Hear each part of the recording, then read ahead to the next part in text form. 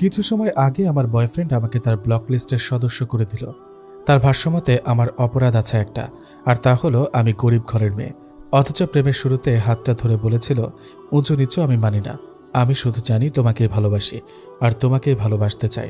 তুমি যদি আমায় ফিরিয়ে দাও তাহলে ভাববো যে বড় ঘরে ছেলে হওয়াটাই আমার দোষ, ছেড়ে দিব এই সংসার, তবুও আমায় গ্রহণ করো তুমি। সদ্য পিতা হারানো আমিটা যেন গলে গেলাম। একটা শক্ত হাতের প্রয়োজন ছিল। আমার দিকে বাড়ানো হাতটা চেয়েও ফিরিয়ে দিতে পারলাম না। নিষ্ঠুর এ মন বলল, যে তোর জন্য নিজ সংসার ছাড়তে চায় সে আর যাই হোক তোকে কখনোই ছাড়বে না। আমি হতভাগী ভুলে গিয়েছিলাম পৃথিবী কঠিন আদলে তৈরি। এ রজনীতে টাকাই সব, প্রয়োজন ছাড়া কেউ কারো নয়। প্রয়োজনে মানুষ হয় আপন, যেমনটা আমি তাকে প্রয়োজনে গ্রহণ করেছিলাম, তবে কখনোই ছাড়তে চাইনি। কিন্তু সে এক মুহূর্তে বুঝিয়ে দিল আমি তার প্রয়োজনে প্রিয়জন ছিলাম। লাইনগুলো লিখে ডায়েরিটা বন্ধ করে দিল হুর। সবটাই তিক্ত হয়ে গেছে তার নিকট। 6 মাস আগের ঘটনাগুলোই লিখেছে সে। ভালোবাসা বলতে কিছুই নেই, হারিয়ে যায় সকলে, কেউ কথা দিয়ে কথা রাখেনি, যেমনটা রাখেনি বাবা। 2 চোখ মুছে হুর ডুবে যায় স্মৃতিতে। কত শত রঙিন স্বপ্ন বুনেছিল সে। বাবা হাত ধরে বলেছিল, মা তোকে কখনো ছেড়ে যাব না, অথচ সে বাবাটাই চলে গেল। হুমায়ুনের ক্যান্সার ছিল, চিকিৎসা করার সুযোগ মিলেনি, তার আগেই মারা যান উনি। ডায়েরিটা যত্ন করে তুলে রাখে আলমারিতে। রুগ্ন মায়ের রুমে গিয়ে বসে পড়ে। দিন দিন লতিফার অবস্থাও খারাপ হচ্ছে, কে জানে কোন রোগ হয়েছে। হুরের মস্তিষ্ক তেমন কিছু ভাবতে পারে না। লতিফা বললেন, তোর জন্য বিয়ের প্রস্তাব এসেছে, না করে দিও মা। এটা কেমন কথা হুর? আমি অসুস্থ, তোর বাবা নেই, আর তুই কিনা বিয়ে করবি না? মা তুমি অসুস্থ, এ অবস্থায় বিয়ে কেমন করে করি বলো তো? এর জন্যই তো বলছি বিয়ে করতে। আমি মরলে পাড়ার কুত্তারা হুমড়ি খেয়ে পড়বে, ছিঁড়ে খাবে। তবু আমি বিয়ে করতে চাচ্ছি না মা। দেখ মা, তোর হাতটা শক্ত কারো হাতে তুলে দিতে পারলে আমি নিশ্চিন্তে মরতে পারবো। এইটুকু প্রতিদান দে মা, নাকচ করিস না আর। কেঁদে ওঠে হুর। লতিফার হাত ধরে বলে, তোমাকে রেখে কেমন করে থাকবো আমি? এর জন্যই তো কাছাকাছি বিয়ে দেব, যাতে যখন ইচ্ছে আসতে পারিস। মানে? জমিদার বাড়ি থেকে প্রস্তাব এসেছে, পরশু জমিদার বাড়ির বড় ছেলের বিয়ে হওয়ার কথা। তবে জমিদার বাড়ির ছোট ছেলে সেই মেয়েকে নিয়ে চলে গেছে। কথাটা শোনা মাত্রই আকাশ ভেঙে পড়ল হুরের। তাহির ওর প্রাক্তন হয়, আর সে তো জমিদার বাড়ির ছোট ছেলে। চোখ দুটো ছলছল করে ওঠে ওর। এ কেমন পরীক্ষার মধ্যে পড়তে হলো তাকে? যার সাথে বিয়ে হবে তাকে এখনও দেখেনি হুর, দেখার কোনো আগ্রহও নেই। মায়ের ইচ্ছের মর্যাদা দিতে গিয়ে নিজেকে বলি দিচ্ছে সে। কিছুই করার নেই এখন। এ পৃথিবীতে একজনই আছে তার, সেও শয্যাশয়ী। লতিফার কিছু হলে চারপাশের হায়নারা ওকে কলঙ্কিত করে দিবে। সবকিছু বিবেচনা করে বলি হতে রাজি হয়েছে হুর। প্রাক্তন প্রেমিকের বাড়িতেই বউ হয়ে যাচ্ছে সে। জমিদার বাড়ি থেকে হলুদের জিনিসপত্র এসেছে, 1 কড়িও খরচ করতে হবে না মেয়ে বাড়ির, শুধু তারা মেয়েটাকেই নিবে। হুরকে বেশ পছন্দ করেছেন জমিদার গিন্নি, তাই তো এত শত আয়োজন। হলুদ শাড়ি পরিয়ে উঠানে নেওয়া হয় হুরকে। লতিফা মেয়ের দিকে তাকিয়ে আছেন, দৃষ্টিতে খুশি ঝলমল করছে। মায়ের হাসি দেখে মৃদু হাসে হুর। মায়ের কোনো বড় অসুখ হয়েছে বলে তার ধারণা। সবাই হুরকে হলুদ লাগাতে থাকে। হঠাৎ করে কয়েকজন এসে বলে, এই এই জমিদার গিন্নি এসেছে, সবাই সরে যাও। সবাই 2 ভাগে ভাগ হয়ে দাঁড়ায়। হুর লক্ষ্য করে মাঝবয়সী সুন্দর স্বাস্থ্যের এক মহিলা এগিয়ে আসছেন, গায়ে অলংকারে ভরা, চালচলনে বেশ ভাব। এগিয়ে আসে সে হুরের দিকে। হুরের মাথায় হাত রেখে বলেন, মাশাআল্লাহ, আমার বাড়ির যোগ্য বউ হতে হবে কিন্তু। মাথা ঝাঁকায় হুর। জমিদার গিন্নির নাম রুমা। তিনি একটি বাক্স থেকে গহনা বের করে হুরের গলায় পরিয়ে দিলেন।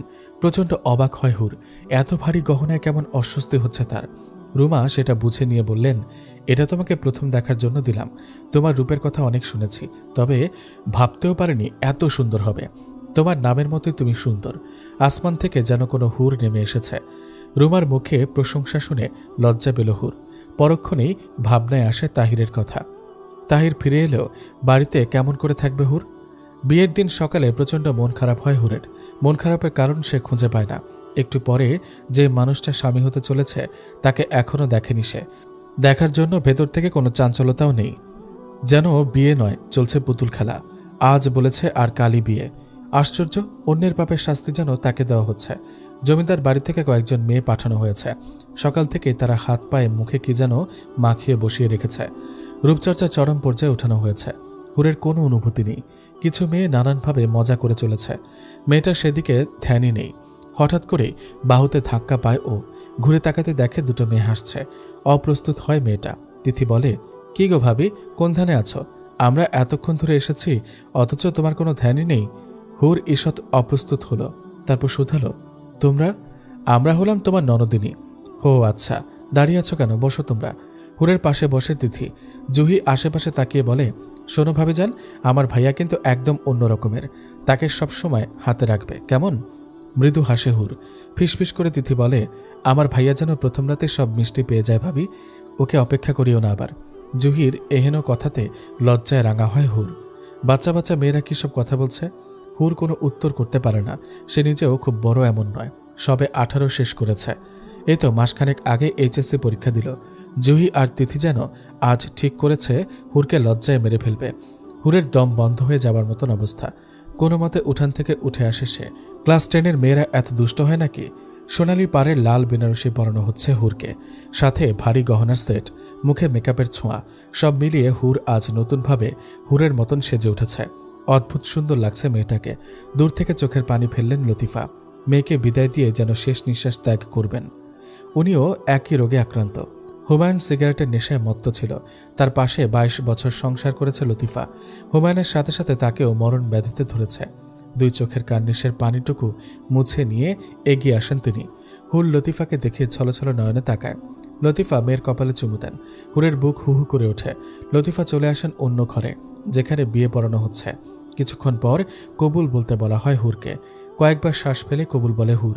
বিয়ের মোহরানা তৎক্ষণাৎ পরিশোধ করতে হয় জাহিনকে। মেয়েকে বিদায় দেওয়ার সময় ভেঙে পড়েন লতিফা। আশেপাশের মহিলারা সামলায় লতিফাকে। হুর এক বিন্দু চোখের পানিও ফেলে না। সে মনে মনে দৃঢ় প্রতিজ্ঞ হয়, মায়ের সামনে আর ভেঙে পড়বে না সে। জমিদার বাড়ির নিয়ম অনুসারে নতুন বউকে পালকিতে তোলা হয়।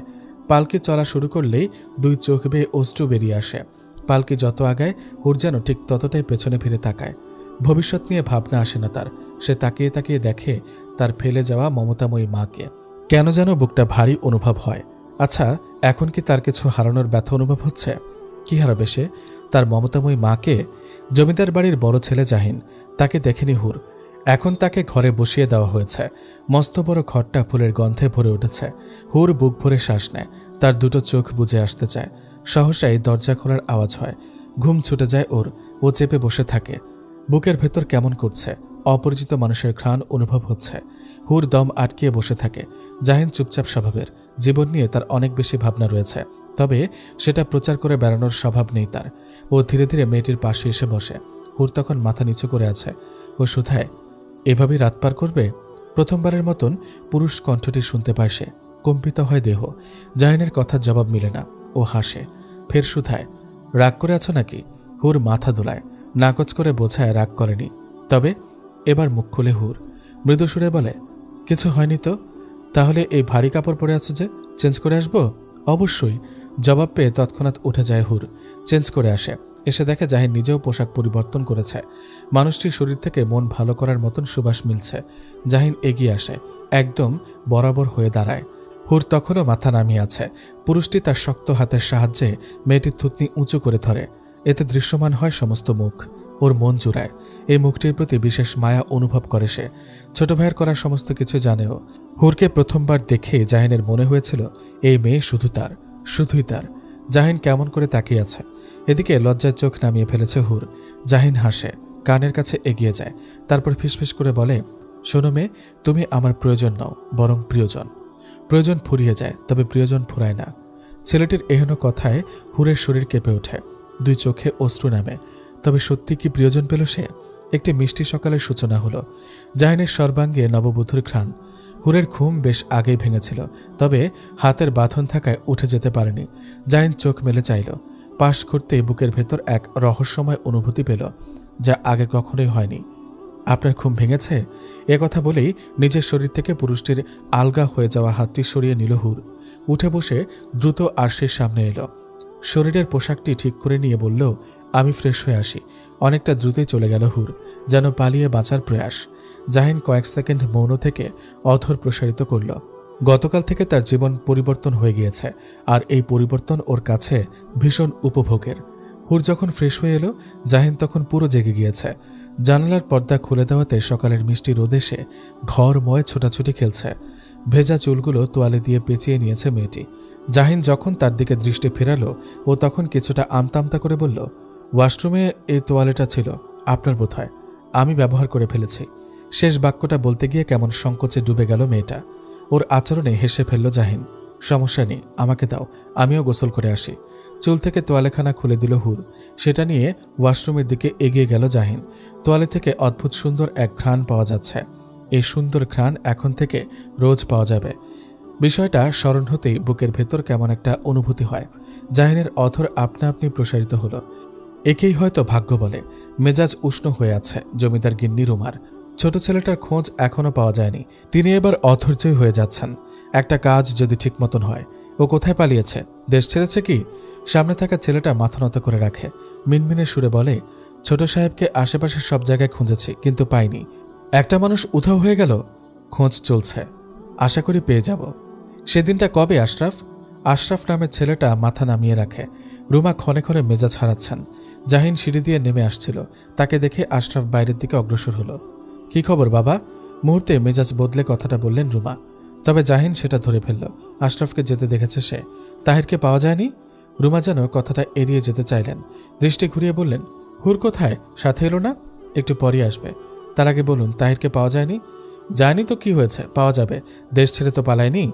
সেটা ঠিক বলেই সামনের দিকে তাকালো ও। হুরকে নামতে দেখা যাচ্ছে, তাই বিষয়টি আর লম্বা হলো না। জাহিন আর রুমা দুজনেই মেয়েটির দিকে দৃষ্টি দিয়ে আছে।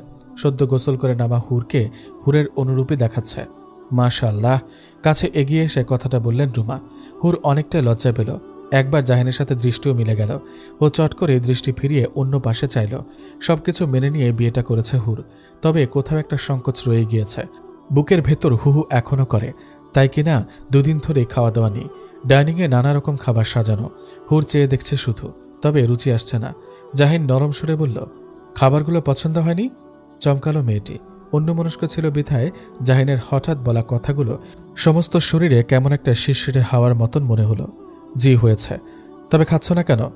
আমার আসলে খেতে ইচ্ছা করছে না। অল্প একটু খাও। আজ সারাদিনও খাবার খাওয়ার সময় পাবে না। নিজ থেকেই পরোটা আর চিজ অমলেট প্লেটে তুলে দিল জাহিন। ওর এমন বিনয় দেখে মেয়েটির বুকের ভেতর উষ্ণ একটি অনুভূতি এলো।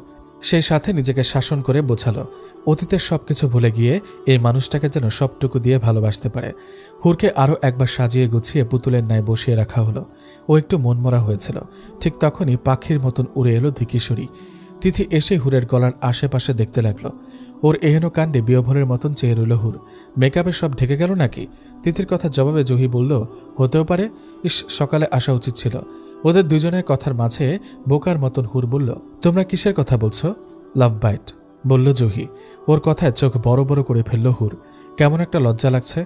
তিথি ওর লজ্জা বাড়াতে কানের কাজ ঘেঁষে বলল, বলো তোমার প্রথম রাতের রোম্যান্স কেমন হলো? আমাদের কাছে সব শেয়ার করতে হবে। ভাইয়া খুব রোম্যান্টিক, রাইট? হুরের যে কি অস্বস্তি হচ্ছে। এরকম কথাবার্তা একদমই অভ্যস্ত নয় সে। ও চোখের দৃষ্টি নত রাখে।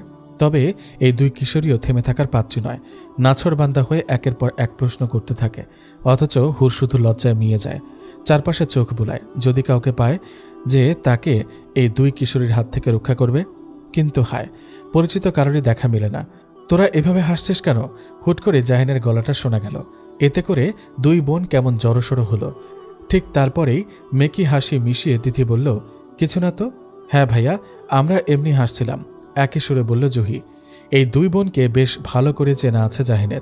বংশের সবাই এদের দুজনকে দুষ্টু বলেই জানে, তাই এরা এমন হাসছে। এ কথা বিশ্বাস করার মতন না। জাহিন ভালো মতন দুজনকে পরখ করে নিল। তারপর এগিয়ে এসে দুই বোনেরই চুল টেনে ধরল। আমার সাথে মিথ্যা বলা? ভাইয়া ব্যথা পাইতো? সত্যি এমনি হাসছিলাম। জুহি এমনভাবে বলল কথাটা যেন কান্না করে দিবে। একই সুর ধরল তিথিও। আমরা কিছুই করিনি, বিশ্বাস না হলে ভাবিকে জিজ্ঞেস করো। হুরের দিকে অসহায় নয়নে তাকালো দুই বোনই। ও একটু আমতামতা করে বলল, ব্যথা পাচ্ছে তো, ছেড়ে দেন। এ কথার পরই হাতখানা আলগা করল জাহিন। অমনি দুই বোন পালিয়ে গেল। ওদের দিকে দৃষ্টি ফিরিয়ে জাহিন বলল, দুটোতেই দুষ্টু। হুর কিছু বলল না। সে উঠে দাঁড়িয়েছিল। পুনরায় নিজের আসনে বসল। ওর ঠিক পাশটায় বসল জাহিনও। আমি জানি ওরা খুব দুষ্টু। তোমাকে জ্বালিয়েছে? না, জ্বালায়নি। দৃষ্টি নত রেখে বলল হুর। জাহিন মাথা নাড়িয়ে বলল, জ্বালায়নি, তবে কি বলছিল ওরা? এ প্রশ্নে মেয়েটির গলা কেমন শুকিয়ে এলো। কিভাবে বলবে কথাটা? ও একটুখানি অস্বস্তির মধ্যে ডুবে গেল। তবে মিথ্যে বলতে পারল না। বলছিল, আপনি রোমান্টিক কিনা। মেয়েটির নজর অন্যদিকে ঘুরানো, নতুবা একথা বলতে পারত না ও। জাহিন ভেতরে ভেতরে হাসল, কিছুটা কাছাকাছি হয়ে ধীর গলায় বলল, তুমি কি বললে? হুরের বুকের ভেতর একটা আন্দোলন শুরু হয়েছে, মানুষটার উপস্থিতি অনুভব হচ্ছে। ও কেমন শিউরে উঠল। জাহিন পুনরায় বলল, কি হলো, বলনি কিছু? তোমার বর খুব আনরোম্যান্টিক, তাই না? একটা লজ্জা হেসে মেয়েটির গাল স্পর্শ করে গেল। ওর অমন মুখশ্রী দেখে শব্দহীন হাসল জাহিন। এ সময়টা ওর জন্য গুরুত্বপূর্ণ। ও মন থেকে চায় এই সুন্দর সময়টা দীর্ঘ হোক, কারোর নজর না লাগুক। রুমা তখনও অশান্তির মধ্য দিয়ে যাচ্ছিলেন। তাহিরের খোঁজ পাওয়া যাচ্ছে না। ছেলেটা কোথায় হারালো কে জানে। ছেলে অন্যায় করে পালালেও মায়ের মন কাঁদতেই থাকে। তিনি এক অসহ্য অনুভূতির মধ্য দিয়ে যাচ্ছেন। এ যন্ত্রণা কাউকে বলাও যায় না, আবার সহনও করা যায় না। অশান্তির এই মুহূর্তে স্বামীকে খুব মনে পড়ে ওনার। উনি ছুটে আসেন নিজের কক্ষে, একটা চাপা কান্না আটকিয়ে দেওয়ালে টাঙানো স্বামীর বড় ছবিখানা নামিয়ে আনেন। ধুলো যদিও জমেনি, তবুও হাত দিয়ে মুছে নেওয়ার মতন করে বলেন, এ কোন যন্ত্রণা এলো? আমি কেমন করে সব সামাল দিব? আপনি দেখেন না আমি কত বড় বিপদে। কিচ্ছু ভালো লাগে না আমার। বুকের ভেতরে যন্ত্রণাটা ধরে রাখতে ব্যর্থ হন তিনি। তাই তো দুটি চোখ বেয়ে ক্রমাগত অশ্রুর বর্ষণ হয়। তিনি কাঁদতে থাকেন। অনেকটা সময় কাঁদার পর একজন এসে খবর দিয়ে যায়, মেয়ের বাড়ি থেকে লোক এসেছে। লোক বলতে হুরের মা আর চাচারা, যারা এতদিন সম্পর্ক রাখার চেষ্টা না করলেও হুরের বড় ঘরে বিয়ে হওয়াতে দরদ একেবারেই উতলে পড়ার মতন। সমস্ত দায়িত্ব ঘাড়ে নিয়ে নিয়েছেন। অসুস্থ মাকে দেখে হুরের বুকের ভেতরটা কান্নায় ভেঙে আসে। ও এগিয়ে এসে মা নামক মানুষটিকে জড়িয়ে ধরে, কেঁদে ফেলে শব্দ করে, এভাবে কাঁদলে আমার মেয়ের সাজ নষ্ট হয়ে যাবে তো। দেখি মা, আমার হুর, তাকাতো তুই। কাঁদতে কাঁদতে তাকায় হুর। এক অদ্ভুত রূপ খেলা করছে তার মুখশ্রীতে। কিছু মেয়ে থাকে যারা কাঁদলেও সুন্দর লাগে। হুরের বিষয়টিও তেমন। মেয়েটি কাঁদলেও সুন্দর লাগে। দূর থেকে হুরের এই কান্না ভেজা মুখশ্রী দেখতে দেখতে হঠাৎই জাহিনের মনে হলো, এই কান্না ভেজা মুখটা সুন্দর লাগলেও বুকের ভেতর কোথাও একটা দংশন ঘটাচ্ছে। ও নিজের কাছে শপথ করল, নিজের সবটুকু দিয়ে এই মেয়েটির জীবন থেকে কান্নার দলগুলোকে একটু একটু করে মুছে দিবে, যাতে কোনো অশুভ ছায়া এসে মেয়েটির চোখে জল না আনতে পারে। কান্না করতে করতে হঠাৎই ভরাট, বুদ্ধিদীপ্ত, গালে চাপ দাড়িযুক্ত অপূর্ব সুন্দর মানুষটার দিকে নজর যায় হুরের। ও নাক টেনে কান্না থামায়। জাহিন এগিয়ে আসে, সালাম জানায়। লতিফার চোখে অশ্রু এসে যায়। তিনি হাত বাড়িয়ে ছেলেটার বাহু স্পর্শ করেন। বাবা, মেয়েটাকে দেখে রেখো। জাহিন শুরুতে কিছু বলে না, ও বরং নজর ঘুরিয়ে হুরের দিকে চায়। কান্নার দমকে মেয়েটির হেঁচকির মতন উঠে গিয়েছে। ছেলেটা অভিযোগের মতন করে বলে, আন্টি, আপনার মেয়ে তো কান্নাকাটি শুরু করেছে। সবাই তো ভাববে আমার কাছে সুখে নেই। একদিনই বোধহয় তিক্ত হয়ে গেছে। লতিফা মেয়ের দিকে নজর ফেরান, চোখ দুটো লাল হয়ে আছে। তিনি একটু শাসনের মতন করে বলেন, তাই তো, বোকা মেয়ে, কিভাবে কাঁদছে? তুমি একটু মানিয়ে নিও বাবা। জাহিন হাসে, হুরের দিকে দৃষ্টি রেখে বলে, কোনো চিন্তা করবেন না আন্টি, কবুল বলার সাথে সাথে ও আমার দায়িত্ব হয়ে গিয়েছে। এই দায়িত্ব আমি মাথায় তুলে রাখবো। অন্য কেউ কেন, ও চাইলেও এই দায়িত্ব থেকে আমি সরব না, কখনোই না। হুরের ছোট্ট একটা ঘর রয়েছে, তবে বেশ পরিপাটি করে গোছানো। মেয়েটার মাঝে কোনো সংকোচ দেখা যাচ্ছে না। ও খুব যত্নের সাথে জাহিনের ব্যাগপত্র তুলে রাখল।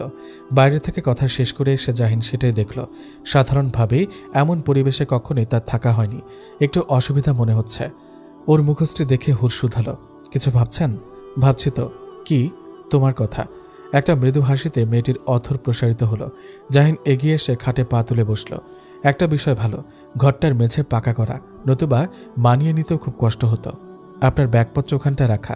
ঘরের এক কোণে ছোট্ট একটা পুরাতন স্টিলের আলমারি রয়েছে, সেখানটা নির্দেশ করল হুর।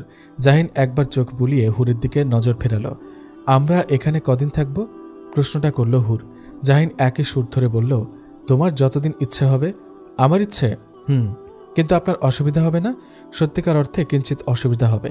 তবে সেটা প্রকাশ করলও না, বরং হেসে বলল, তোমার অসুবিধা হবে? এহেন প্রশ্নে মেয়েটি তবদা খেল যেন। জবাব দিতে পারল না। জাহিন হেসে ফেলল। বোকার মতন কথা বললে, অসুবিধা কেন হবে? না, ঠিক তা নয়। আপনি তো এমন পরিবেশে অভ্যস্ত নন। কেন, আমি কি এই এলাকার মানুষ নই? হলেও আপনি তো এখানে থাকতেন না, শহরে ছিলেন। তাছাড়া জমিদার বাড়ির কাছে আমাদের এই কুড়েঘর কিছুই না। জাহিন কিন্তু জবাব দিল না। ও একটু সময় নিল, তারপর মাথা দুলালো। এহেন আচরণে হুর প্রশ্ন নিয়ে চেয়ে রইল। এবার জাহিন বলল, সেটা ঠিক বলেছ। আপনি তাহলে আজ থেকে কাল চলে যেন। আমি কটা দিন থেকে যাই। মনে হচ্ছে আমাকে তাড়াতে চাচ্ছ। আমি সেটা বোঝাতে চাইনি, কিন্তু মনে তো হচ্ছে। আপনার অসুবিধা হবে ভেবে বলেছে। মাথাটা নত করে বলল ও। জাহিন ভালো মতন মেয়েটাকে দেখতে লাগলো। তার থেকে অনেকটা ছোট এই মেয়ে।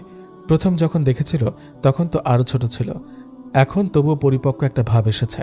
সাধ্য মতন আয়োজন করেছেন লতিফা, তবুও তিনি সন্তুষ্ট হতে পারছেন না। এত এত খাবার দেখে হুর বলল, এত সব কেন করেছ? মেয়ের দিকে তাকিয়ে লতিফা বললেন, বোকার মতন কথা বলছিস কেন? এত সব কোথায়?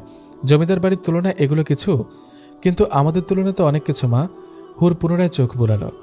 দুপুরের খাবারের আয়োজন এত বিশাল যে একটা বড় টেবিলেও জায়গা হবে না। ও মায়ের দিকে সরল চোখে তাকালো, তারপর হুট করে নজরে এলো মায়ের কানের দিকটায়। সেটা দেখে আঁতকে উঠল। মা, তোমার কানের দুল কোথায়? লতিফা একটু চমকালেন, কানে হাত দিলেন, তারপর আমতা করে বললেন, আছে, খুলে রেখেছে। হুর যেন বিশ্বাস করতে পারল না, বিশ্বাস করার মতনও না। ও মায়ের দিকে ছলছল নয়নে চাইল। দুল বিক্রি করে দিয়েছ?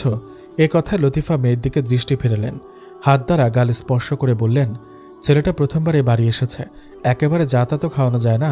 মেয়েটির চোখ থেকে জলের বিন্দু নেমে গেল, টুপ করে পড়ল মেঝেতে। হাতের সাহায্যে 2 চোখ মুছে নিয়ে বলল, এত বড় ঘরে আমাকে বিয়ে কেন দিতে গেলে মা? এমন কেন বলছিস? তুমি আজ দুল বিক্রি করেছ, কাল আবার কি বিক্রি করে খাওয়াবে বলো তো? এমনটা বলতে নেই মা। হুরের কান্নাটা বাড়তে লাগলো। মেয়েকে বুকে টেনে নিলেন লতিফা, পিঠে হাত বুলিয়ে দিতে দিতে বললেন, তুই সুখে থাক মা, কোনো দুঃখ তোকে স্পর্শ না করুক। এ কথার বিপরীতে মেয়েটার বুক যে আরো ভারী হয়। ও হয়তো সুখে থাকবে, তবে কোথাও একটা দোটানা যে রয়েছে। তাহির যখন ফিরবে তখন বিষয়টা কেমন হবে? কিভাবে সবকিছু সামাল দিবে হুর? গোসল করে আসায় হুরকে হুরের মতনই দেখাচ্ছে। এ সময় মেয়েদের অতিরিক্ত স্নিগ্ধ লাগে, সতেজ মনে হয়। মেয়েটি যখন চুলগুলো মুছে নিচ্ছে, জাহিন তখন মুগ্ধ নয়নে চেয়ে আছে। ফর্সা কোমল পিঠে কিছু পানির বিন্দু জমেছে। চুল মুছে নিয়ে মেয়েটি ঘুরে তাকাতেই দৃশ্যটি দেখতে পেল। এমনভাবে তাকানোয় লজ্জা এসে ছুঁয়ে গেল তাকে। সেটা খেয়াল করে জাহিন বলল, সরি। তার বিনয় যে কাউকে মুগ্ধ করবে। হুরও এই মানুষটাতে দিন দিন কেন যেন মুগ্ধ হচ্ছে। তবে কোথাও একটা বাধা তৈরি হয়। এই বাধা ওর অতীত। ও মাথাটা নত রাখে। এবার চলুন। খাবার সব ঠান্ডা হয়ে যাচ্ছে। অনেকক্ষণ আগেই খাবার তৈরি হয়েছিল, তবে হুরের গোসলের জন্য খাওয়াটা আটকে ছিল। জাহিনের বিরোধ ছিল, মেয়েটিকে রেখে সে খাবে না, তাই কিনা গোসল করে আসতে হলো তাকে। শীতল পাটি বিছিয়ে রাখা, সেখানে অনেক অনেক খাবার। লতিফা মিনমিনের সুরে বললেন, কষ্ট নিও না বাবা, এভাবেই খেতে হবে। জাহিনের ঠোঁট প্রসারিত হলো। ও এগিয়ে গিয়ে বসল শীতল পাটিতে। এভাবে বলবেন না আন্টি, পাটিতে বসে খাবার খাওয়া আমার বিশেষ পছন্দের। ছোটবেলার কথা স্মরণ হচ্ছে। তবুও জামাই মানুষ তুমি, গরিবের এই। তাকে আটকালো জাহিন, বলল, এভাবে বললে আমি এ বাড়িতে আর আসতে পারবো না আন্টি, লজ্জা লাগবে আমার। ছি ছি বাবা, এ কথা বলো না, তুমি খাবার খেতে বসো। আই হুর, দাঁড়িয়ে কেন? জামাইকে খাবার দে। হুরের যেন টনক নড়ল। ও একটা ঘোরে ডুবে গিয়েছিল। ওর বারবার মনে হচ্ছে মায়ের কানের দুলের কথা। বিষয়টি মনে হতে ভেতরটায় তোলপাড় শুরু হয়েছে। কিরে, এখনো দাঁড়িয়ে? দিচ্ছি মা। হুর নিচু হয়ে প্লেট এগিয়ে দিল, তাতে পরিমাণ মতন ভাত তরকারি দিয়ে বলল, আর কিছু দেব? খাওয়া শুরু করো বাবা, আপনারা বসেন না। তুমি আগে খাও বাবা। এটা হয় নাকি? আপনারাও বসুন, পরে খাবো আমরা। তুমি শুরু করো। একদমই না। হুর, আন্টির জন্য খাবার দাও তো। না বাবা, তুমি আগে খাও। শুধু শুধু আপনাদের রেখে আমার গলা দিয়ে খাবার নামবে না আন্টি। ভদ্রমহিলার গলা রোধ হলো, চোখ হলো টলমলে। সে হুরের দিকে চাইল, ইশারায় প্লেট দিতে বলল। হুর একদম চুপচাপ সবকিছু করে যাচ্ছে। মায়ের জন্য খাবার তুলে দিয়ে সে বলল, আমি পরে খাবো। কেন? আপনারা খেয়ে নিন, আমি পরিবেশন করছি। পরিবেশন তো করছই, এখন তুমিও বসো, কথা বাড়িও না। মেয়েটির পা থমকে আছে। ওর যে খেতে ইচ্ছা করছে না, তবুও মুখের ওপর মানা করতে পারে না। অল্প একটু খাবার মুখে তুলে তারপর শুরু হয় খাওয়ার পর্ব। লতিফার হাতের রান্না ভালো। মায়েদের রান্না যদিও ভালোই হয়, তবে লতিফার রান্নার আলাদা করে প্রশংসা করতেই হয়। জাহিন তৃপ্তি নিয়ে খাবার খায়। লতিফা এটা সেটা এগিয়ে দিতে থাকেন। অনেক শখ ছিল একটা ছেলের, তার 2 চোখ অশ্রুতে ভেজে। তবে বোধহয় সৃষ্টিকর্তা শখটা পূরণ করেই দিলেন। খাবার খেয়ে বসতে নেই, একটু চলাফেরা করে নিতে হয়। জাহিন আর হুরো বের হয়েছে। গ্রামীণ পরিবেশে খুব একটা থাকা হয়নি জাহিনের। অনেক ছোট থেকে সে শহরে মানুষ হয়েছে, ইট পাথর দেখে বড় হয়েছে। ওরা কাঁচা মাটির সড়ক দিয়ে চকের দিকে এসেছে। খেতে ধান বোনা হয়েছে, ফলে চারপাশ কেমন যেন সবুজ লাগে। হুর নীরবে পথ চলে। কথা শুরু করে জাহিন, তুমি অনেকটা চুপ হয়ে আছো মনে হচ্ছে। চমকায় মেয়েটি। সে এখনও ধ্যানে ছিল। ওর চমকানো ভাব ও লক্ষ্য করেছে জাহিন। না, ঠিক আছি তো। কোথায় ঠিক আছো? কথাই তো বলো না। না মানে কি বলবো, কিছু বলার নেই। মেয়েটির চোখে দ্বিধার দেখা মেলে। জাহিন হতাশ হয়ে পড়ে। তার সাথে এই মেয়েটি এখনও সহজ হতে পারেনি। হুর, বড় মায়া লাগে কণ্ঠটায়। মেয়েটি তাকায়। ডাগর দুটো চোখের দৃষ্টি পুরুষটির মুখশ্রী স্পর্শ করে যায়। তুমি অসম্ভব সুন্দর। ছোট একটা বাক্য, তবে কেমন জাদু মিশানো। হুরের সমস্ত শরীরে কম্পন ধরে। জাহিন এগিয়ে এসে মেয়েটির হাত স্পর্শ করে। তোমার মন খারাপ? তাহলে আপনার অসুবিধা হবে আমাদের বাড়িতে। হচ্ছে না তো? আমি দেখেছি আপনি গোসল করতে পারেননি ঠিক মতন। এই কথাটা মিথ্যা নয়। টিনের বেড়া দিয়ে তৈরি গোসলখানায় জাহিনের গোসল হয়নি ঠিক মতন। তবুও ও লুকানোর প্রয়াসে বলে, ভুল দেখেছ। মেয়েটি কিছু বলে না। পুরুষটি তার হাতের তালু দ্বারা ওর গাল স্পর্শ করে। নরম গালে পুরুষটির শক্ত স্পর্শ পেয়ে নড়ে চড়ে ওঠে সে। চলুন বাসায় যাই, সহসায় বলে ওঠে মেয়েটি। জাহিরের কপালে ভাঁজ তৈরি হয়। মাত্রই তো এসেছে। না মানে, ও আটকায়। কি বলবে বুঝতে পারে না। এলোমেলো লাগে, দ্বিধা তৈরি হয় বুকে। সেটি বুঝে জাহিন, তাই বলে, চলো ফিরে যাই। তারপর চলতে থাকে গন্তব্যের দিকে। এবার অনুশোচনা জাগে মেয়েটির অন্তরে। পুরুষটি তার থেকে কিছুটা আগানো, বড় মায়া দিয়ে গালখানায় স্পর্শ করেছিল। আর ও কি নাকি দ্বিধায় পড়ে মানুষটাকে বিভ্রান্ত করল। এই অন্যায় পাপ হুরকে একটু একটু করে দহন দিতে লাগল। এক সুখময় যন্ত্রণা প্রতিনিয়ত তাকে গ্রাস করে চলেছে। জাহিনকে তার ভালো লাগে, মানুষটার স্পর্শ তাকে পরিপূর্ণ করে তোলে। কিন্তু তাহির নামক দ্বিধাটি সেই সুন্দর বিষয়গুলোকে প্রতিনিয়ত এলোমেলো করে দেয়। শুধু মনে হয়, যখন তাহির ফিরবে তখন কেমন হবে? সবকিছু ঠিক থাকবে তো, নাকি সবকিছু ভাসিয়ে নেবে বানের জলের মতন? থমথমে মুখে ফিরল জাহিন। তার মনটা ঈষৎ খারাপ। একই অনুভূতি হুরের মাঝেও বিরাজমান। সে শান্ত দৃষ্টিতে সামনে এগিয়ে চলেছে। জাহিন এসে নির্দিষ্ট কক্ষে চলে গিয়েছে। হুরকে দেখে লতিফা ডাকলেন, এসেছিস? মাত্রই তো গিয়েছিলি। দুপুরের খাবার তো লেট করে খেলাম মা, বিকেলও হয়ে এসেছে, তাই ফিরে এলাম। বেশি দূর যায়নি। ইচ্ছে করে মিথ্যেটা বলল হুর। সে চায় না মা কোনোভাবে বিষয়গুলো নিয়ে কষ্ট পাক। ও চায় মা ভালো থাকুক। ভালো কথা মনে করালি, ছেলেটাকে একটু চা করে দে, ভালো লাগবে। মেয়ের বাহু স্পর্শ করে বললেন লতিফা। হুর শুকনো একটি ঢোক গিলে তারপর এগিয়ে যায় রান্নাঘরের দিকে। আধুনিক কোনো কিছুই নেই, ছোট্ট একটা রান্নাঘর, যার চারপাশটা পাটখড়ি দিয়ে তৈরি করা। প্রতি বছর বৃষ্টির সময় পাটখড়ির পচন হয়, তখন আবার বেড়া খুলে নতুন করে লাগানো হয়। ওপরে অবশ্য টিন চাল করা, না হলে আরেক বিপত্তি হতো। হুর চুলায় চায়ের পানি বসালো, তারপর কিছু শুকনো পাতা এনে মাটির চুলার প্রায় পুরোটাই ভরাট করল। তাতে আগুন ধরিয়ে দিয়ে পেছনে ঘুরতেই একটা লম্বা মূর্তির মতো নজরে পড়ল। হঠাৎ হওয়ায় ভরকালো সে।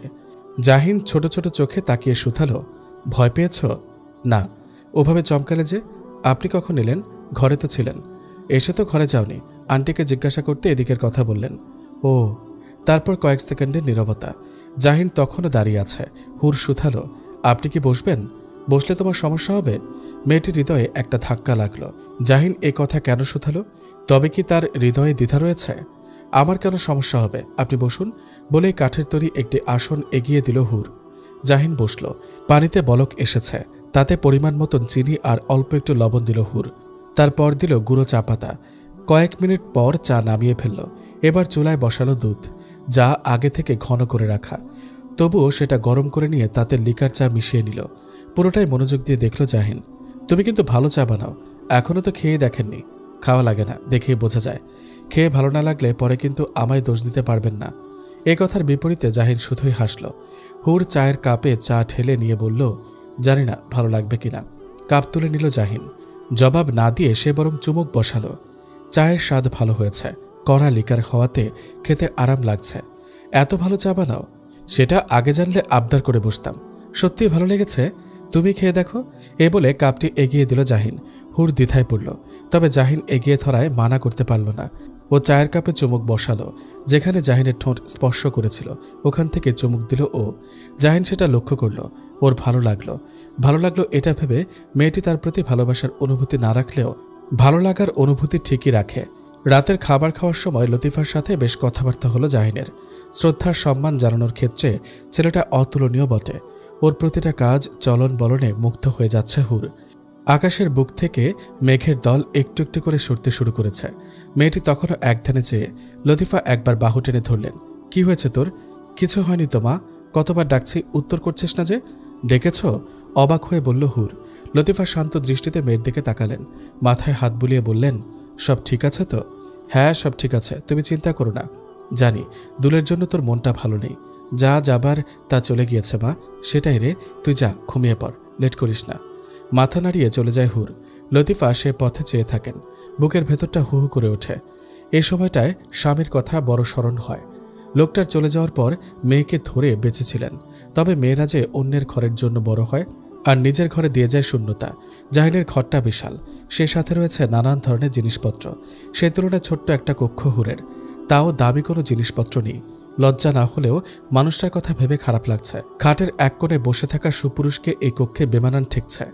তার জায়গা যে রাজমহলে, এই ছোট্ট নীর তার জন্য জেলখানার মতন। ও বুক ভরে সমীরণ টেনে নিল, এদিক সেদিক করতে লাগলো। সেটা দেখে জাহিন বলল, এখন ঘুমাবে? আপনি ঘুমাবেন? কিছু কাজ আছে। ও, তুমি শুয়ে পড়তে পারো, অপেক্ষা করি। হুর অপেক্ষা করতে লাগলো। তবে দুজনের দূরত্ব অনেকটাই রইল। এমন একটা দূরত্ব মনের মধ্যেও রয়েছে। জাহিন মনোযোগ দিয়ে ফোনে কিছু করছে। শহরে তার ব্যবসা রয়েছে, সেসবই দেখে নিচ্ছে। হুর অনেকটা সময় অপেক্ষা করল, তবে জাহিনের কাজ শেষ হয় না। সে ফোনের মধ্যে ডুবে আছে, এটা সেটা করতে থাকে। আর হুর চেয়ে থাকে এক দৃষ্টিতে। কেটে যায় অনেকটা সময়। মানুষটার দিকে চেয়ে থাকতে থাকতে হুরের চোখ দুটো বন্ধ হয়, তলিয়ে যায় গভীর ঘুমে। সমস্ত রাত এপাশ ওপাশ করে কাটিয়েছে জাহিন। এমন না এই পরিবেশে একেবারেই সে মানাতে পারছে না, তার খুব একটা অসুবিধা হচ্ছে না। তবে কেন যেন ভেতরটা ভয়ানক যন্ত্রণাতে বুঁদ হয়ে আছে। সকাল হতে এক কাপ চা হাতে ঘরে প্রবেশ করল হুর। গতরাতে টানা ঘুমিয়েছে সে। নিজের প্রিয় রুমটা পেয়ে ভালোই ঘুম হয়েছে বেশ, যার দরুন চোখ মুখ ফুলে উঠেছে। আমি আজ পেরে যাচ্ছি, চায়ের কাপটি তুলে নিয়ে বলল জাহিন। হুর একটু চমকালো, থমকালো। কয়েক সেকেন্ড বাদে বলল, কেন? এই প্রশ্নে জাহিরের ভেতর একটুখানি সমীরণ এসে স্পর্শ করে গিয়েছিল। তবে পরের কথাটি শুনেই শীতল সমীরণ তপ্ত হয়ে বুকে স্পর্শ করে গেল। তার মানে তো আমাকেও যেতে হবে, আমি না গেলে হয় না? পুরুষটি ঠোঁট কামড়ে রইল। কয়েক সেকেন্ড তাকিয়ে থেকে বলল, তোমাকে যেতে হবে না। আচ্ছা, মাকে বলে আসি, কখন যাবেন? শেষ প্রশ্নের দ্বারা মেয়েটি কি বোঝালো? সে চলে গেলে ওর স্বস্তি। পুরুষটি করুণ দৃষ্টিতে তাকিয়ে থাকলেও হুর সেটি দেখল না। দুপুরে বলতেই সে এক ছুটে মায়ের কাছে এলো। লতিফা দুপুরের খাবারের আয়োজন এখন থেকে শুরু করে দিয়েছে। এভাবে ছুটে এলি কেন? উনি আজই চলে যেতে চাচ্ছেন। সে কি, আজই কেন? হয়তো কোনো কাজ আছে। এর কোনো মানে হয়? আমি কথা বলি। লতিফা আঁচল টেনে উঠে দাঁড়াতেই বাদ সাধল হুর। মায়ের বাহু চেপে ধরে বলল, কি দরকার? দরকার নেই বলছিস, পাগল কোথাকার। ছেলেটা কাল এসেছে, আজই চলে যাবে? মেয়েকে ঠেলে তিনি কক্ষে পৌঁছালেন। জাহিন তখন চায়ের কাপটি রেখে নিজের ব্যাগপত্রে হাত দিয়েছে। বাবা, তোমরা নাকি আজ চলে যাবে? জাহিন কিছু বলার সুযোগ পেল না। তার পূর্বেই পেছন থেকে হুর বলল, আমি যাব না তো। লতিফা মেয়ের দিকে দৃষ্টি ফেললেন, তারপর আবার জাহিনের দিকে তাকিয়ে বললেন, এটা হয় বাবা, তুমি চলে যাবে? কালই তো আসলে। আমাকে শহরে যেতে হবে আন্টি, কিছু কাজ পড়ে গেল। তাহলে হুরও ফিরে যাক, তুমি আসলে তখন আবার দুজন এসে থেকো। না আন্টি, ও থাক, আমি এসে নিয়ে যাব। কোনোভাবে কি থাকা যায় না? খুবই আর্জেন্ট হয়ে গেল, না হলে এভাবে চলে যেতাম না। আমি কথা দিচ্ছি আবার আসব। ঠিক আছে বাবা, যেভাবে ভালো হয়। আমি রান্না বসাই। লতিফা ছুটলেন রান্নাঘরের দিকে। মেয়ে জামাইকে সবটুকু দিয়ে আপ্যায়ন করছেন তিনি। আপনি ব্যাগও নামিয়ে ফেলেছেন? খাটের উপরে থাকা ব্যাগটা দেখে শুধালো হুর। জাহিন উত্তর দিল না। কঠিন মুখে ব্যাগটা তুলে নিয়ে বলল, এক সপ্তাহ পর আসব। আচ্ছা, এইটুকু? আর কিছু কি মেয়েটার বলার নেই? জাহিন সবটা বুঝে জানে, তবুও ওর হতাশ লাগল। গতকাল বিকেলের ঘটনাটি স্মরণ হলো। সে উষ্ণ একটু চুম্বনের আশায় মেয়েটির দিকে অগ্রসর হচ্ছিল, অথচ কৌশলে তাকে ফিরিয়ে দিয়েছিল মেয়েটা। একজন স্বামীর কাছে বিষয়টি কষ্টের। দুপুরের খাবার খেয়ে মাত্র কয়েক মিনিট অপেক্ষা করল জাহিন, তারপরে ব্যাগপত্র নিয়ে বের হয়ে গেল। লতিফা আরও একবার অনুনয় করল, তবে অনুনয়টি রাখতে পারল না ছেলেটা। তাকে যেতেই হলো। হুরের আহামরি কোনো অনুভূতি হচ্ছে না। মানুষটি ওর স্বামী, একটা ভালো লাগা কাজ করে ঠিকই, তবে সংকোচের দরুন দূরত্বটা রয়ে গিয়েছে। ও এটা ভেবে স্বস্তি পেল, মানুষটিকে অন্তত এই পরিবেশে আর কষ্ট পেতে হবে না। তাছাড়া কিছুটা সময়ও ওর প্রয়োজন। আজকাল হৃদয় বড় প্রহার করে চলেছে।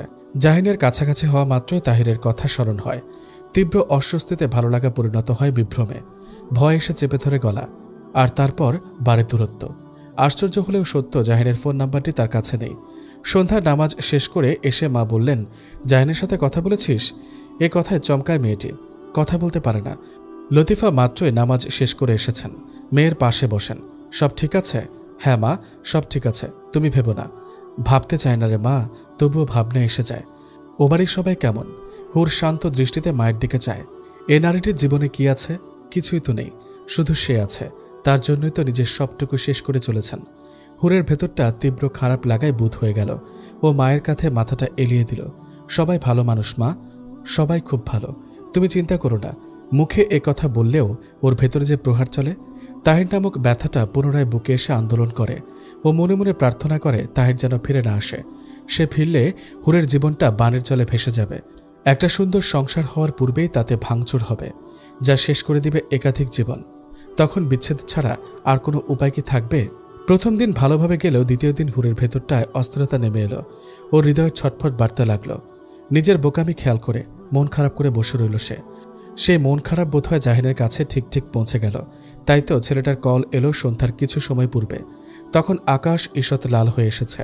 সূর্য ডুবে গিয়ে ধীরে ধীরে চাঁদের আগমন ঘটতে শুরু করেছে। সেই সন্ধ্যার আগ মুহূর্তে ভীষণ ব্যাকুল হয়ে পড়ল হুর। তবে কথা বলতে পারল না।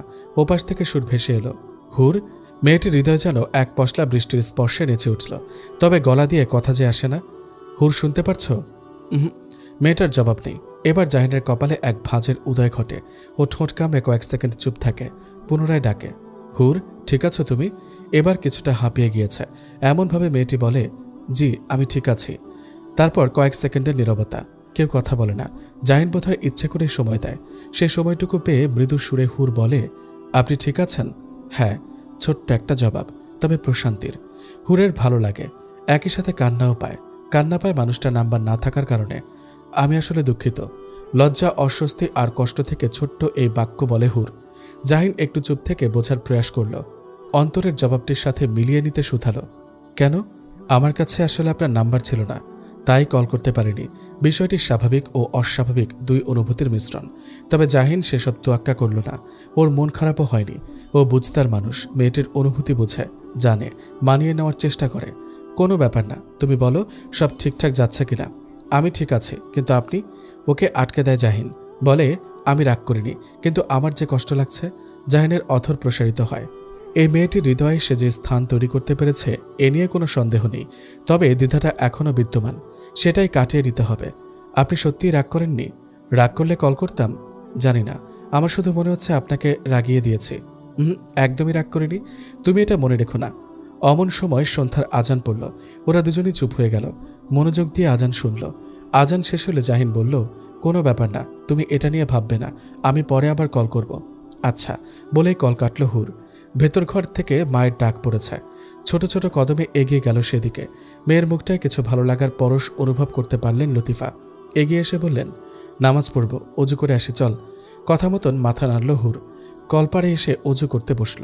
অজুর পানি মুখ স্পর্শ করে যেতেই ভেতরটা শীতল হয়ে এলো। মনে পড়ল জাহিনের বলা কথাগুলো। জাহিন যখন বলেছিল, তুমি আমার প্রয়োজন নও, প্রিয়জন। সেই মনোমুগ্ধকর বাক্য হুরের হৃদয়কে আরও একবার আন্দোলিত করে। চোখ ভিজে যায় অশ্রুতে। ও মনে মনে প্রার্থনা করে এই মানুষটা ওর দ্বারা কখনো যেন না ঠকে। মনের ভেতরে জাগা সমস্ত দ্বিধা যেন ধুয়ে মুছে পরিষ্কার হয়। আর জাগ্রত হয় শুদ্ধ ভালোবাসা। যেই ভালোবাসা অন্তরে লালন করে, একে অপরকে সঙ্গী করে পথ চলবে যতদিন প্রাণ থাকবে এই ধরে। নামাজ শেষ করে মায়ের সাথে এক কাপ চা নিয়ে বসল হুর। লতিফা ও মেয়ের সঙ্গ পেয়ে আনন্দ বোধ করলেন। কথার মাঝে সহসায় বলে উঠলেন, তোর বাবা আজ বেঁচে থাকলে কত খুশি হতেন বলতো। বাবার কথা মনে হলেই হুরের মন খারাপ হয়। ওর অভিযোগ করতে ইচ্ছে করে, বাবা কেন এত আগে চলে গেলেন? হুর, তুই সুখী তো মা? এই কথা চমকায় মেয়েটি। মা কি কোনোভাবে কিছু বুঝেছেন? তিনি এগিয়ে এসে কন্যার গাল স্পর্শ করেন। সব ঠিক আছে মনে হচ্ছে, তবুও কোথাও একটা ভয় হয় রে। ভয় কেন পাও মা? জানি না, মনটা শুধু কুগায়। তোর বাবার চলে যাওয়ার পর থেকে কিছুই তো ভালো হয়নি, শুধু তোর এই বিয়েটা ছাড়া। সেটাও যদি খারাপ কিছু বনে যায় তবে নিজেকে মাফ করতে পারবো না। লতিফার মুখ থেকে এহেন সব কথায় হুরের হৃদয়টা ছটফট করে ওঠে। ও মায়ের হাতটা নিজের বুকের কাছে এনে ধরে। চোখ দুটোয় অশ্রু এসে গিয়েছে। এই বিয়েটা খারাপ কিছু হবে না মা, তোমায় কথা দিলাম আমি। কন্যার মুখের পানে চেয়ে থাকেন লতিফা। বুক ভরে দম নেন। স্বামীকে আরও একবার স্মরণ করেন। তাকান সামনের দিকে। সুখের সংসার ছিল তার, অথচ মানুষটা নেই। কতগুলো মাস হয়ে গেল কাজের জন্য জাহিন কল করতে পারল না। অনেকটা সময় ধরে অপেক্ষা ছিল হুর। এবার সে ব্যস্ত হলো। আরও কয়েক মুহূর্ত অপেক্ষা করে কল করে ফেলল। কল রিসিভ হলো কিছু সময় পরই। তবে ব্যস্ত ভঙ্গিতে জাহিন বলল, একটু কাজে আছি, আমি কল ব্যাক করব। এরপর কল কাট হলো। মেয়েটি কিছুই বলতে পারল না। তার অপেক্ষা বাড়তে লাগলো। এক পর্যায়ে সে বুঝল অপেক্ষা শব্দটি ভীষণ যন্ত্রণার। ও হতাশ হয়ে জানালার কাছে এসে বসল। আকাশের বিশাল চাঁদের দিকে তাকিয়ে বলল, চাঁদেরও তো কলঙ্ক আছে, তবুও সবাই তাকে ভালোবাসে। আমার কলঙ্কটুকু কখনো জানলে জাহিন কি ভালোবাসবে? একপাক্ষিক কথায় কোনো উত্তর আসে না। হুরও উত্তর পেল না। জানলায় মাথা ঠেকিয়ে নিরলসভাবে চাঁদের দিকে চেয়ে রইল। চাঁদ খুব সুন্দর হয়, দেখলে ভেতরটা শান্তি শান্তি লাগে। রাতের আধারে এক টুকরো সাদা আলোর মতন লাগে, মনে হয় আকাশের বুকে সাদা পদ্ম ফুটেছে। ও চেয়ে থাকে এক দৃষ্টিতে, তারপর চোখ দুটো লেগে যায় অজান্তেই। সেই ঘুম ভাঙে ফোনের রিংটোনে। জাহিন কল করেছে। কয়েক মুহূর্ত সময় নিয়ে খপ করে ফোনটি নিজের কাছে নিয়ে আসে। কলটি রিসিভ করতেই ওপাশ থেকে জাহিন বলে, সরি, তোমাকে অপেক্ষা করতে হলো। এই সামান্য সরিতে কি আছে হুর জানে না, তবে এই সামান্য শব্দটি ওর নিকট অসামান্য লাগে। চোখ দুটোয় ভালো লাগা এসে স্পর্শ করে যায়। ঠোঁট দুটো কাঁপে, তৃষ্ণা জাগে অন্তরে। মানুষটিকে একটুখানি জড়িয়ে ধরার জন্য হৃদয় হয় ব্যাকুল, কিন্তু হায় আফসোস, সেই ইচ্ছেটুকু জাহির করতে পারে না সে। শুধু চাতক পাখির মতন তৃষ্ণার্ত হয়ে চেয়ে থাকে, তৃষ্ণার্ত হয়ে থাকে মানুষটার দর্শনের। চোখের পলকে দিন যেতে থাকে, হুরের তৃষ্ণাও বাড়ে। কটা দিনে মানুষটার প্রতি অনুভূতি আরও বেশি গাঢ় হয়। কথায় আছে, চোখের আড়াল মানেই মনের আড়াল, তবে কখনো সখনো তা ভুল প্রমাণিত হয়। চোখের আড়াল হলেই মনের আড়াল হয় না। অনুভূতি যদি হয় খাঁটি, তবে ভালোবাসা তৃষ্ণা বাড়তেই থাকে। হুরের হৃদয় পবিত্র। যদি না তাহির নামক যন্ত্রণা দ্বিধা তার জীবনের সাথে না জড়িয়ে যেত, তবে আরও আগে ভেতরের অনুভূতিটা প্রস্ফুটিত হতে পারত। সেটি হয়নি, তবে এই দূরত্ব তার হৃদয়কে ব্যাকুল করেছে। একদিন তো মেয়েটি ভীষণ কেঁদেছে মানুষটাকে এক নজর দেখার জন্য। সেই কান্না দেখেছে রাতের আধার, চাঁদ ও কিছু জোনাকি পোকা। তাদের সাথে গল্প করেছে হুর, বিলিয়েছে মনের দুঃখ। সেই দুঃখের খবর বোধ হয় জাহিনের কাছেও পৌঁছে গেল। একদিন হুট করে আগমন হলো তার। মেয়েটি তখন গোসল করে এসে উঠানে চুল শুকিয়ে নিচ্ছিল। মানুষটা প্রবেশ মাত্রই থরথর করে কেঁপে উঠল সে। ওর কাঁপুনি স্পষ্ট লক্ষ্য করেছে জাহিন। তাই কিনা অধরে মিষ্টি হাসি এসে ধরা দিয়েছে। হাত ভরাট করে জিনিসপত্র নিয়ে এসেছে ছেলেটা। হুর তখনও দাঁড়িয়ে এক দৃষ্টিতে চেয়ে। ভেতর ঘর থেকে লতিফা বললেন, কে এলো রে হুর? মেয়েটি বলতে পারল না, থম ধরে রইল। লতিফা নিজেই বেরিয়ে এলেন। জাহিনকে দেখে ভারী অবাক হলেন। বাবা, তুমি আসবে? আমাকে তো মেয়েটা কিছু বলল না। জাহিন শুরুতে সালাম জানালো, তারপর বলল, আমি কিছু জানাইনি আন্টি। হুরও জানত না। মেয়েটির দিকে দৃষ্টি ফেলল জাহিন, চোখ দুটোয় অবিশ্বাস। ও মুচকি হাসল। লতিফা বললেন, এখনো দাঁড়িয়ে আছিস কেন? এই মেয়েটা যে কি? বলতে বলতে মেয়ের গায়ে স্পর্শ করলেন তিনি। ধ্যান ভেঙে চাইল হুর। লতিফা বললেন, জামাইকে ঘরে নিয়ে যা। ও মাথা ঝাঁকালো। তারপর জাহিনের হাত থেকে কিছু জিনিসপত্র নিজের হাতে তুলে নিয়ে ঘরের দিকে এগোলো। স্বীয় কক্ষে ফিরে জিনিসপত্রগুলো রাখা মাত্র জাহিন শুধালো, কদিনেই মনে হচ্ছে শুকিয়ে গিয়েছ। সত্যি শুকিয়েছে মেয়েটা। আরশের সামনে দাঁড়িয়ে গলার কাজটা অনাবৃত করলেই খাঁজ দেখা যায়। ও কিছু বলে না, মাথা নামিয়ে রাখে। ওই ব্যাগটা আন্টিকে দিও। হাত বাড়িয়ে ব্যাগটা তুলে হুর এপাশ ওপাশ করে দেখে বলে, কি? খুলে দেখো। কথা মতন ব্যাগ খুলতে থাকে হুর। ততক্ষণে গায়ের শার্টটি খুলে ফেলে জাহিন। সে গোসল করে এসেছে, শুধু শার্ট খুলে টি শার্ট পরে নিলেই হবে। ব্যাগটা খুলতে খুলতে জাহিনের অনাবৃত দেহের দিকে মেয়েটির চোখ আটকে যায়। সুদর্শন বলতে যা বোঝায় তার সবটুকুই মানুষটার মাঝে রয়েছে। ও চোখ নামিয়ে ব্যাগটা খুলে ফেলে। সুন্দর দুটো শাড়ি রয়েছে তাতে। রংটা মায়ের সাথে বেশ মানাবে। আন্টিকে দিয়ে এসো। রংটা ঠিক আছে? মায়ের জন্য এনেছেন? উল্টিয়ে পাল্টিয়ে দেখে হুর। এইটুকু বুঝে শাড়িগুলো বেশ দামি। ও একটু অস্বস্তি অনুভব করে।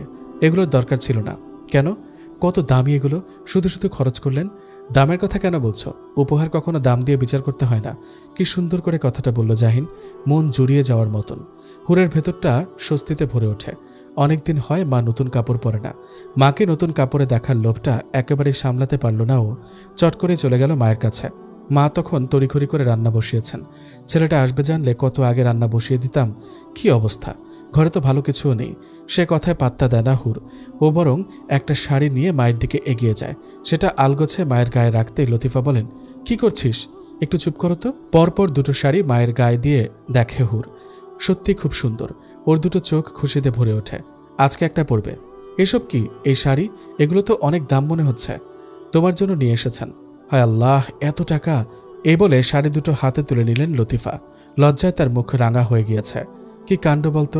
ছেলেটা এসে থেকে গেল, আমি কিছু দিতেও পারলাম না। এর মধ্যে লতিফা হীনমন্যতা অনুভব করলেন। হাজার হোক মেয়ের জামাই তো, যত্ন করা দায়িত্ব। তিনি বিচলিত হলেন। হুর মায়ের বাহু চেপে ধরে শান্ত করতে বলল, তুমি এমন কেন করছো? এমন করব না। ছেলেটাকে কিছু দিতে পারলাম না। উনি ভালো মানুষ মা, বুঝতার। এসব নিয়ে কষ্ট পেও না।